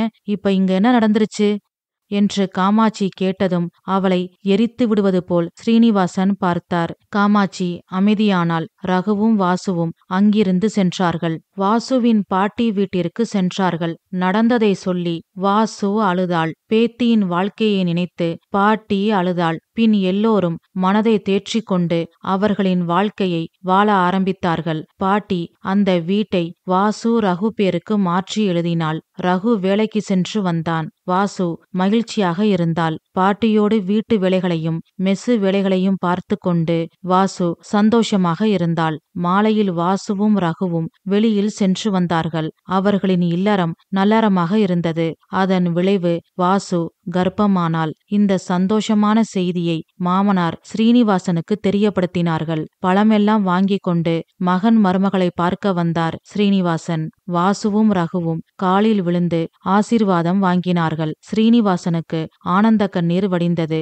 எல்லோரும் சந்தோஷமாக பேசி சிரித்து கொண்டு இருந்தார்கள். அப்பொழுது வாசு கேட்டாள், மாமா, அத்தை எப்படி இருக்காங்க?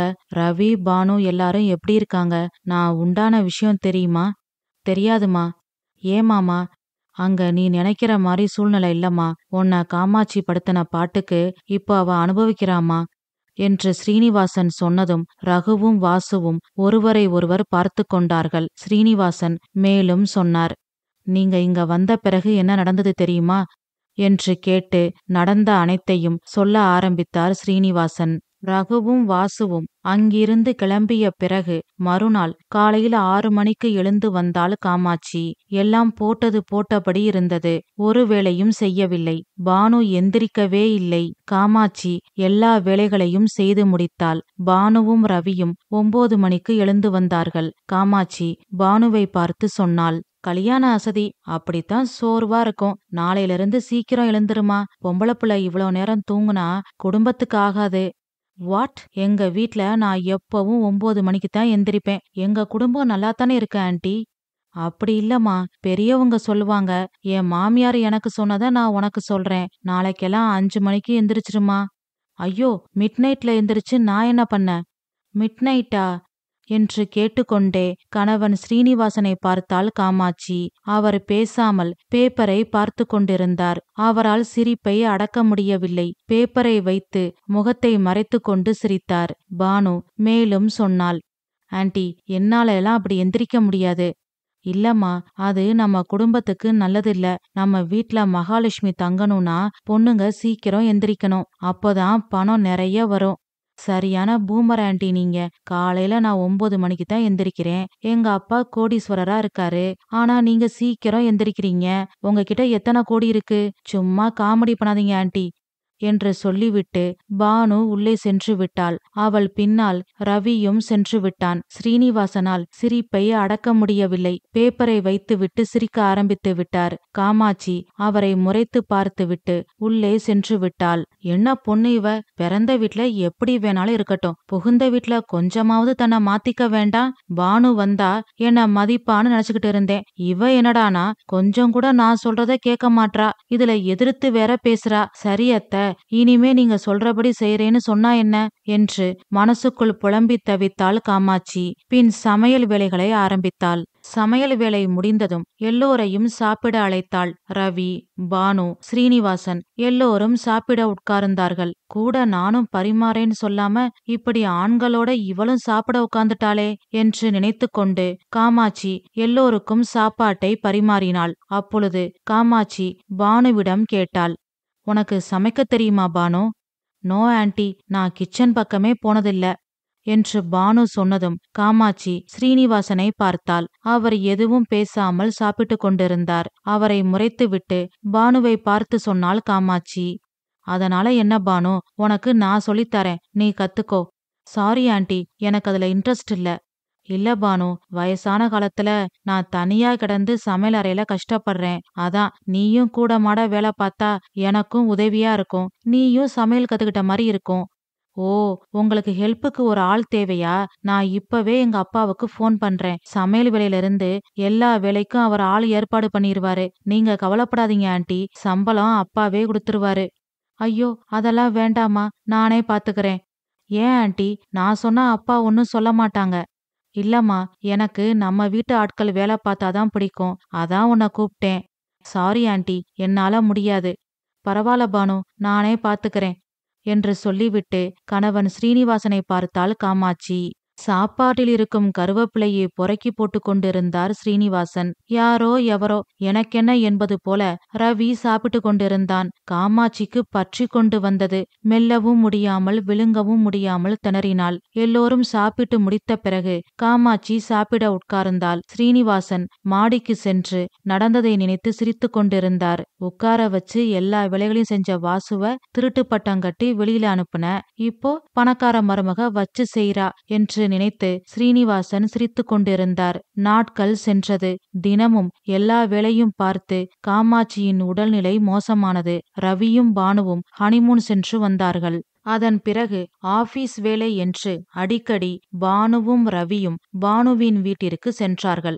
ஆரம்பத்தில் ஆபீஸ் முடிந்ததும் ரவி நேரே மாமனார் வீட்டிற்கு செல்வான். பானு மதியமே இங்கிருந்து அப்பா வீட்டிற்கு கிளம்பி விடுவாள். இரவு தாமதமானாலும் வந்து விடுவார்கள். அதன் பிறகு இரவு அங்கேயே தங்க ஆரம்பித்தார்கள். மறுநாள் காலையில் வந்தார்கள். அதன் பிறகு நாளாக அங்கேயே இருவரும் தங்க ஆரம்பித்தார்கள். இப்பொழுது ரவியும் பானுவும் பானுவின் வீட்டில்தான் இருக்கிறார்கள். எப்போதாவது இங்கு வந்து ஸ்ரீனிவாசனையும் காமாட்சியையும் பார்த்து விட்டு செல்வார்கள். காமாட்சிக்கு அவளின் தவறு புரிய ஆரம்பித்தது.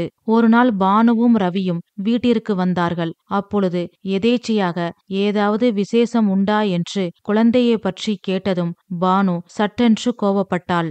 ஆண்டி, உங்களுக்கெல்லாம் வேற வேலையே இல்லையா? எப்ப பார்த்தாலும் குழந்தைன்னு. நாங்க வாழ்க்கைய என்ஜாய் பண்ணலான்னு இருக்கோம். அதனால இப்போ குழந்தை பெத்துக்கிற ஐடியா இல்ல. எங்களுக்கு எப்ப தோணுதோ அப்பதான் பெத்துப்போம். சும்மா என்னையும் வாசு சிஸ்டர் மாதிரி டார்ச்சர் பண்ணாதீங்க என்று சொல்லிவிட்டு அவர்களின் அறைக்கு சென்றாள். காமாட்சி மிரண்டு போனாள். ரவியை பார்த்து கேட்டாள், என்னடா ரவி இது? இப்போ நான் என்ன கேட்டுட்டேன்? அம்மா, ஆரம்பிக்காத. நான் அன்னை மாதிரி இல்ல. எனக்கு பானுதான் முக்கியம். சும்மா எங்க வாழ்க்கையில நீ தலையிடாத. இப்படி டார்ச்சர் பண்றதாலதான் நாங்க இங்க வரதே இல்ல. சரி, போனா போகுதுன்னு எப்பவாது வந்தா இப்பவும் இப்படியா? ச்சே என்று சொல்லிவிட்டு உள்ளே சென்று மடார் என்று கதவை சாத்தினான். அது அவள் கன்னத்தில் அரைந்தது போல் இருந்தது. காமாட்சியின் கண்களில் இருந்து கண்ணீர் வடிந்தது. ஏற்கனவே செய்த தவறை நினைத்து வருந்த ஆரம்பித்திருந்தாள். இப்பொழுது ரவி பானுவின் நடவடிக்கையை பார்த்து மனம் நொந்து போனாள். அன்று இரவே ரவியும் பானுவும் அவர்கள் வீட்டிற்கு சென்று விட்டார்கள். ஸ்ரீனிவாசன் எதிலும் தலையிடுவது இல்லை என்று ரகுவும் வாசுவும் அந்த வீட்டை விட்டு சென்றார்களோ அன்றிலிருந்தே ஸ்ரீனிவாசன் அதிகமாக பேசுவதில்லை. சில பேர் சுயபுத்தி உடையவர்கள், சில பேர் சொல் புத்தி உடையவர்கள், சில பேர் பட்டுதான் திருந்துவார்கள். காமாட்சி மூன்றாம் ரகம். அதனால் பட்டு திருந்தட்டும் என்று ஸ்ரீனிவாசன் விட்டுவிட்டார். அப்பொழுதுதான் ரகு போன் செய்து வாசு கர்ப்பமாக இருப்பதை சொன்னான். இதை சொன்னால் இங்கே வந்து நடந்த அனைத்தையும் சொல்லி காமாட்சி மன்னிப்பு கேட்பாள், அழுவாள். அதனை பார்த்து வாசு உணர்ச்சி வசப்படக்கூடும். அது வாசுவுக்கும் அவள் வயிற்றில் வளரும் குழந்தைக்கும் நல்லதில்லை. அதனால் காமாட்சியிடம் சொல்லாமல் ஸ்ரீனிவாசன் மட்டும் வாசுவையும் ரகுவையும் பார்க்க வந்திருக்கிறார். இது அனைத்தையும் ஸ்ரீனிவாசன் சொல்லி முடித்தார். வாசுவின் கண்கள் கலங்கியது. ஸ்ரீனிவாசன் சொன்னார், நீ ஏமா வருத்தப்படுற? உன்னை படுத்தின பாட்டுக்கு அவ அனுபவிக்கிறா. இல்ல மாமா, அது தப்பு. இவரு உங்க பிள்ளை. இவருக்கு எப்படியெல்லாமோ பொண்ணு பார்த்து கல்யாணம் பண்ணி வைக்கணும்னு நீங்களும் அத்தையும் ஆசைப்பட்டிருப்பீங்க. ஆனா இவர் என்ன விரும்புறாருன்னு தெரிஞ்சதும் உங்க 2 பேருக்கும் அதிர்ச்சியா இருந்திருக்கும். இருந்தாலும் நீங்க உங்க மகனுக்காக உடனே மனச மாத்திக்கிட்டீங்க. ஆனா அத்தையால அது முடியல. அதுலயும் நான் ஏழைன்னு தெரிஞ்சதும் அத்தையால அதை ஏத்துக்க முடியல. நம்ம மகனுக்கு எப்பேற்பட்ட பொண்ணு வந்திருக்கும், இப்படி காதலன்ற பேர்ல ஒரு ஏழைய கூட்டிட்டு வந்துட்டானே அப்படின்னு இவர் மேல கோபம். அதுக்கு ஏத்த மாதிரி எங்களுக்கு குழந்தையும் லேட்டாச்சு. இத சாக்கா வச்சு சாந்தி அத்தை வேற கேம் விளையாடிட்டாங்க. அதான் எல்லா பிரச்சனைக்கும் காரணம். மத்தபடி என்ன அவங்களுக்கும் பிடிக்கும் மாமா. இடையில கூட நல்லா பேசி பழகுனாங்க. ஏதோ நேரம் சரியில்லை, அதான் இப்படி நடந்திருக்கு. நாங்க இப்பவே வந்து அத்தைய பாக்குறோம் மாமா. எவ்வளவு பக்குவமா பேசுற நீ குணவதிமா. நாங்க தேடி இருந்தா கூட எங்களுக்கு இப்படி ஒரு மருமக கிடைச்சிருக்க மாட்டா. நீ நல்லா இருப்பமா, நீ அலைய வேண்டாமா, நீ ரெஸ்டடு. அவளை நானே கூட்டிட்டு வரேன் என்று சொல்லிவிட்டு ஸ்ரீனிவாசன் அங்கிருந்து கிளம்பினார். வீட்டிற்கு வந்தார். கதவு திறந்திருந்தது. வீட்டிற்குள் நுழைந்தார். சமையல் அறையில் காமாட்சி மயக்கம் போட்டு கீழே விழுந்து கிடந்தாள். ஸ்ரீனிவாசன் பதறி துடித்து விட்டார். என்னதான் காமாட்சி மேல் கோபம் இருந்தாலும் 30 வருட தாம்பத்திய வாழ்க்கையில் அவரின் இன்ப துன்பங்கள் ஏற்ற தாழ்வுகள் எல்லாவற்றிலும் தோள் கொடுத்து துணையாக தாங்கி நின்றவள். அவரின் சரிபாதி அவள். அவள் தவறு செய்திருந்தாலும் அவரால் அவளை வெறுக்க முடியாது. துடித்தார், அழுதார். ஆம்புலன்ஸுக்கு போன் செய்தார். மருத்துவமனையில் சேர்த்தார். டாக்டர் காமாட்சியை பரிசோதித்துவிட்டு ஸ்ரீனிவாசனை பார்த்து சொன்னார், மைல்டு ஹார்ட் அட்டாக். பயப்பட வேண்டாம், அபாய கட்டத்தை தாண்டிட்டாங்க. அவங்கள சந்தோஷமா பாத்துக்கோங்க என்றார். ஸ்ரீனிவாசன் நிலைகுலைந்து போய்விட்டார். பின் தைரியத்தை வரவழைத்து கொண்டு ரவிக்கு போன் செய்தார். ரவி போனை எடுக்கவில்லை. பின் பானுவிற்கு போன் செய்தார். Hello uncle, how are you? காமாட்சிக்கு ஹார்ட் அட்டாக்மா, ஹாஸ்பிட்டல்ல சேர்த்திருக்கேன். ஓ மை காட், இப்போ எப்படி இருக்கு? எந்த ஹாஸ்பிட்டல் என்று பானு கேட்க எல்லா விபரத்தையும் ஸ்ரீனிவாசன் சொன்னார். ஓகே மாமா, நான் பாத்துக்கிறேன்.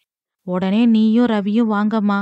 பானு பதில் சொல்லாமல் போனை வைத்தாள். அடுத்த 10வது நிமிடம் பானுவும் ரவியும் வீடியோ கால் செய்தார்கள். அப்பா, அம்மாவுக்கு இப்ப எப்படி இருக்கு?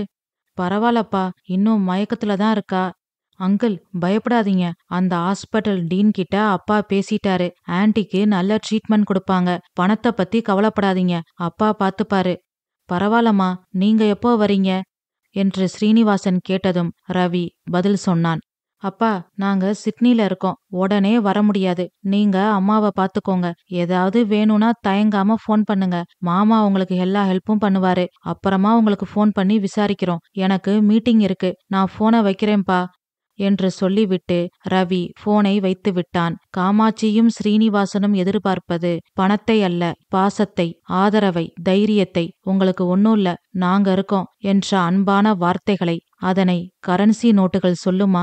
நிச்சயம் கிடையாது. அன்பான உறவுகள் மட்டுமே அதை சொல்லும். பாசத்தை, அன்பை வாரி வாரி இறைக்கும் வாசுவால் மட்டுமே அதனை தர முடியும் என்று முடிவெடுத்து ரகுவிற்கு போன் செய்து விஷயத்தை சொன்னார் ஸ்ரீனிவாசன். ரகுவும் வாசுவும் உடனே வந்தார்கள். ஸ்ரீனிவாசனுக்கு ஆறுதலாக தைரியமாக இருந்தார்கள். காமாட்சி கண் விழித்தாள். ரகுவையும் வாசுவையும் பார்த்து கண் கலங்கினாள். வாசு சொன்னாள், அத்தை, அழுகாதீங்க. அத்தை, இந்த வார்த்தையை கேட்டு எவ்வளவு நாளாச்சு என்று சொல்லி காமாட்சி வாசுவின் கையை பிடித்து அழுதாள். அத்தை, அழுகாதீங்க, நீங்க அழுதா அப்புறம் உங்க பேரனும் வருத்தப்படுவான் என்று சொல்லி தன் வயிற்றில் காமாட்சியின் கையை வைத்தாள் வாசு. காமாட்சி எழுந்து உட்கார்ந்தாள். அவள் கண்களில் ஆனந்த கண்ணீர் வடிந்தது. டாக்டர் உள்ளே வந்தார். என்ன ஆச்சரியம், படுத்திருந்தவங்க எழுந்து உட்கார்ந்துட்டாங்க. எல்லாம் என் பேரன் வரப்போற நேரம். Oh, congrats mister Raghu. Thank you doctor. அம்மாவுக்கு இப்ப எப்படி இருக்கு? சூப்பரா இருக்காங்க, கவலையே பட வேண்டாம். நான் சின்ன வயசுல படிச்சிருக்கேன். மந்திரவாதியோட உயிரு ஒரு கிளிக்குள்ள இருக்குமா, அது மாதிரி உங்க அம்மாவோட உயிரு அவங்க பேரப்பிள்ளைகிட்ட இருக்கு. அவங்களுக்கு ஒன்னும் ஆகாது, பேரன் பார்த்துப்பான் என்று டாக்டர் சொல்ல ஸ்ரீனிவாசன் கண்களில் இருந்து ஆனந்த கண்ணீர் வடிந்தது. பின் டாக்டர் சொன்னார், மிஸ்ஸஸ் ஸ்ரீனிவாசன், உணர்ச்சி வசப்படாதீங்க. சரியா சாப்பிட்டு உடம்ப பாத்துக்கோங்க. அப்பதான் உங்க பேரனோட நீங்க விளையாட முடியும் என்று சொல்லிவிட்டு வெளியில் சென்றார். காமாட்சி பேசினாள். அம்மாடி வாசு, என்ன மன்னிச்சிருமா. பணம்தான் முக்கியம்னு இருந்துட்டேன். பணம் இருந்தா போதும், எதையும் சாதிக்கலான்னு இருந்துட்டேன். என்னோட சின்ன மருமக பானு கோடீஸ்வரின்னு அவளை தாங்க ஆரம்பிச்சேன். ஆனா கோடி ரூபாய் கொட்டி கொடுத்தாலும் என்னோட மூத்த மருமக வாசு குணத்துக்கு ஈடு ஆகாதுன்னு புரிஞ்சுக்கிட்டேன். பணத்தை விட குணம்தான் முக்கியம்னு நான் புரிஞ்சுக்கிட்டேன். சாஸ்திரம் சம்பிரதாயம் பார்த்து உனக்கு குழந்தை பிறக்கலைன்னு ஒதுக்கி வச்சேன். அது எவ்வளவு பெரிய முட்டாள்தனம்னு நான் புரிஞ்சுக்கிட்டேன். மனசு நல்லா இருந்தா போதும். நல்ல மனசு உள்ளவங்க கூட இருந்தாலே போதும், வாழ்க்கை நல்லா இருக்கும். உன் மனச காயப்படுத்திட்டேன். நான் சொன்ன ஒவ்வொரு வார்த்தையும் உன் இதயத்தை எப்படியெல்லாம் குத்தி கிழிச்சிருக்கும்னு எனக்கு தெரியும். அதனாலதான் அந்த கடவுள் எனக்கு இதயத்துல பிரச்சனைய கொடுத்து உன் ஆட்டத்தை நிறுத்து, உனக்கு முதல் மணி அடிச்சாச்சுன்னு சொல்லாம சொல்லிட்டான். ஐயோ அத்தை, என்ன இப்படியெல்லாம் பேசுறீங்க? உங்களுக்கு ஒன்னும் ஆகாது. எங்க பிள்ளைய வளர்க்க போறதே நீங்க தான். தைரியமா இருங்க, நாங்க இருக்கோம். பழசெல்லாம் கெட்ட கனவா நினைச்சு மறந்துருங்க. இனி நடக்க போற நல்லத பாப்போம் என்று வாசு சொன்னதும் காமாட்சி அவள் கைகளை கண்களில் ஒற்றிக்கொண்டு அழுதாள். அவள் செய்த பாவங்களை கண்ணீரில் கரைத்தாள். பின் காமாட்சி சொன்னாள், எல்லாரும் நம்ம வீட்டுக்கு போயிரலாம். நான் உன்னை பாத்துக்கிறேன். சரி அத்தை, ஆனா பாட்டிக்கிட்ட ஒரு வார்த்தை சொல்லிட்டு வரோம். அவங்களையும் கூட கூட்டிட்டு வாமா. உங்க பாட்டி நம்ம கூட தான் இருக்கணும். அவங்கள விட சிறந்த மருத்துவர் யார் இருக்கா சொல்லு? பாட்டி வைத்தியம்னா சும்மாவா? அவங்க நம்ம கூட இருக்கட்டும், எனக்கும் கொஞ்சம் தைரியமா இருக்கும் என்று காமாட்சி சொல்ல ரகு சொன்னான். ஆமா வாசு, எல்லா விஷயமும் இன்டர்நெட்ல கிடைக்காது. பாட்டி மாதிரி வயசானவங்க நம்ம கூட இருக்கணும். அவங்கதான் நம்மளோட தைரியம், பலம், நம்பிக்கை எல்லாம் என்று ரகு சொன்னதும் வாசுவின் கண்களில் ஆனந்த கண்ணீர் வடிந்தது. ஸ்ரீனிவாசனை பார்த்தாள் வாசு. இவள் உள்ளம் நோகாமல் பார்த்து கொள்ள ஒவ்வொரு நாளும் முயற்சித்தேன். தொடர் தோல்விகளையே சந்தித்த எனக்கு ஆண்டவன் இன்றிலிருந்து நிரந்தர வெற்றியை தர ஆரம்பித்து விட்டான் என்று நினைத்து சந்தோஷப்பட்டு ஆனந்த கண்ணீர் வடித்தார் ஸ்ரீனிவாசன். சந்தோஷத்தில் பேச வார்த்தை வராமல் தத்தளித்தார். கதை முடிவுற்றது. இது நான் எழுதின கதை. இந்த கதை உங்களுக்கு பிடிச்சிருக்குன்னு நம்புறேன். மீண்டும் அடுத்த கதையில் சந்திப்போம். நன்றி, வணக்கம்.